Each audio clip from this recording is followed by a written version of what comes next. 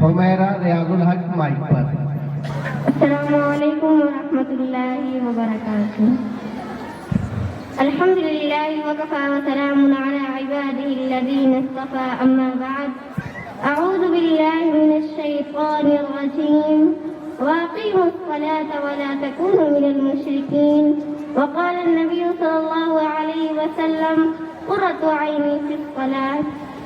صدر محترم، معزز مہمانان گرامی و محترم معلمین و معلمات اور دیگر سامعین و سامعات، آج کی اس مجلس میں میرا موضوع خطابت ہے نماز۔ سامعین و سامعات، اللہ اسلام میں ایمان کے بعد سب سے اہم فریضہ نماز کی ادائیگی۔ اللہ رب العزت نے قرآن مجید میں 70 سے زائد مقامات پر ارشاد فرمایا، اقیموا الصلاۃ، یعنی نماز قائم کرو، کیونکہ میرا اللہ، میرا مالک، میرا خالق رحمان ہے، رحیم ہے، عزیز ہے اور مہربان ہے۔ جی ہاں ناظرین، اللہ تعالیٰ نے اپنے بندوں کو بار بار ایک ہی بات کہی کہ اے بندے، کہیں اس فریضے سے غافل نہ ہو جانا، کیونکہ نماز آپ مسلمان لازم و ملزوم ہے۔ نماز کے بغیر نہ ہی تو ایمان کا تصور ہے اور نہ ہی اسلام کا۔ صدر علی وقار، اللہ کی رضا کا سبب نماز، ایمان کا جز نماز، بدن کی راحت نماز، انبیاء علیہ السلام کی سنت نماز اور فرشتوں کا محبوب عمل ہے نماز۔ بے شک نماز ہی قبر میں چراغ ہے، منکر نکیر کے سوالات کا جواب ہے، تو پھر تم نماز قائم کرو، کیونکہ نماز ہی منکر نکیر کے سوالات کا جواب ہے۔ سجدہ عشق و عبادت میں مزہ آتا ہے، خالی سجدہ میں دنیا ہی بسا کرتی ہے۔ اے میرے رب، میری دعا ہے کہ تو ہم سب کو نمازوں اور سجدوں کے صحیح رجوع کرنے والوں میں شامل کر دے، آمین۔ تو پھر تم نماز قائم کرو، کہیں تمہارا حشر بھی نمرود، فرعون، قارون اور حامان جیسے بدبختوں سے نہ ہو۔ تو پھر تم نماز قائم کرو، کیونکہ یہی مومن کی معراج ہے، دین کا ستون ہے اور چہرے کا نور ہے۔ بس اپنے کردار کا تو غازی بن جا، جیت نہ پائے کوئی تجھ سے، ایسی تو غازی بن جا۔ توڑنے والے خود بنائیں گے مسجدیں اپنی، شرط یہ ہے کہ پہلے تو نمازی بن جا، شرط یہ ہے کہ پہلے تو نمازی بن جا۔ غور کریے حاضرین محفل، جنگ میں اللہ نے نماز کو معاف نہیں کیا، دشمن سامنے ہے، اللہ اکبر، چاہے تو ان کو قتل کر سکتا ہے، ان کو مار سکتا ہے، ان کو سفید ہستی سے مٹا سکتا ہے، اس حال میں بھی اللہ نے حکم دیا کہ تم وہاں بھی نماز کو نہیں چھوڑ سکتے۔ آج ہم کو کیا ہو گیا ہے؟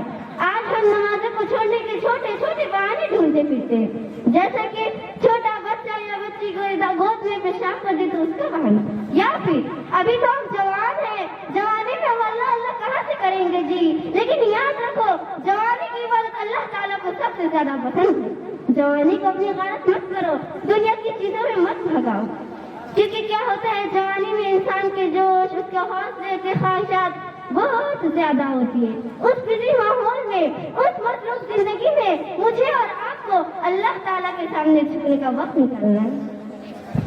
اگر بیٹی نماز کو چھوڑتی ہے اور ماں اس گھر میں موجود ہے تو اس ماں سے بھی اللہ سبحانہ و تعالیٰ حساب لیں گے، کیونکہ وہ بچی کی ذمہ داری وہ ماں کو دی گئی تھی۔ اگر ماں اٹھے گی، پڑھے گی تو بچی بھی اپنی پوری زندگی نمازوں کو ادا کریں گے۔ اس لیے ہم جوانی کا بہانہ بنا کر نمازوں کو نہیں چھوڑتے، اور جب ہم نمازیں چھوڑتے میری ماں بہنوں، فنکشنز میں میک اپ کی وجہ سے ہمارا میک اپ خراب ہو جائے گا، اسی لیے ہم نمازوں کو چھوڑ دیتے ہیں، ہے نا؟ تو میں آپ سے پوچھنا چاہتی ہوں، کیا آپ مجھے اس بات کی گارنٹی دے سکتی ہیں کہ آپ فنکشن ہال سے واپس آنے تک اس دنیا میں زندہ رہیں گے؟ 1 گھنٹے کی تو کیا 1 منٹ اور 1 سیکنڈ کی بھی آپ مجھے گارنٹی نہیں دے سکتی۔ اس لیے اللہ کے لیے میری ماں اور بہنوں، اپنی نمازوں کو مت چھوڑیے، بلکہ اپنی نمازوں میں خشوع و خضوع لائیے۔ اس کے سامنے کھڑے ہو رہے ہیں، یہ خیال اپنے دل میں پیدا کریں، ہم رب کائنات کے سامنے کھڑے ہو رہے ہیں، جس نے پوری دنیا بنائی، جو ہمیں دنیا میں بھی کامیابی دینے والا ہے اور آخرت میں۔ امید و سامعات، اس دور میں بہت سے نامنیات مسلمان ایسے ہیں جو نماز سے غافل رہتے ہیں، اس کی قدر نہیں کرتے۔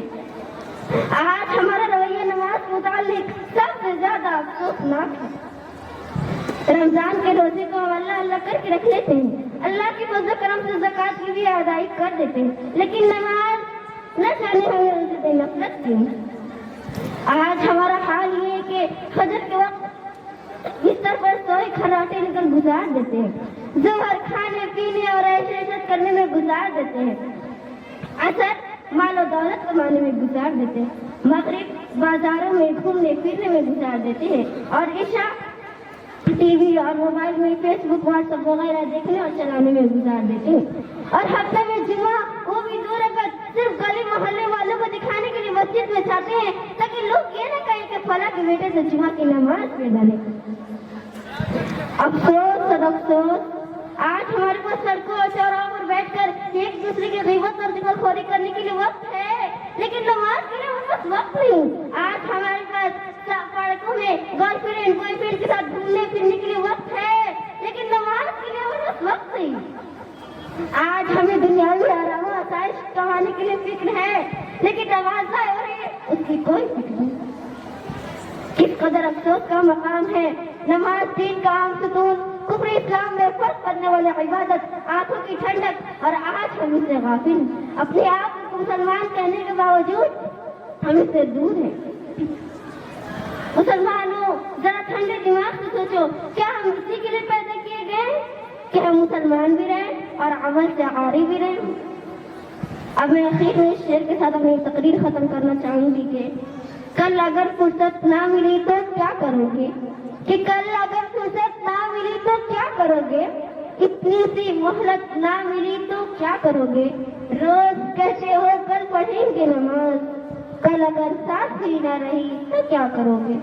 آخر میں اللہ رب العالمین سے دعا کرتی ہوں کہ یا الہ العالمین تو ہم تمام مسلمانوں کو گناہوں سے بچنے کی توفیق عطا فرمائیں. یا الہ العالمین تو ہم تمام مسلمانوں کو پنج وقتہ نماز کو اس کے اول وقت میں خشوع و خضوع کے ساتھ پڑھنے کی توفیق عطا فرمائیں. آمین. وآخر دعوانا الحمد للہ رب العالمین. والسلام علیکم ورحمۃ اللہ وبرکاتہ.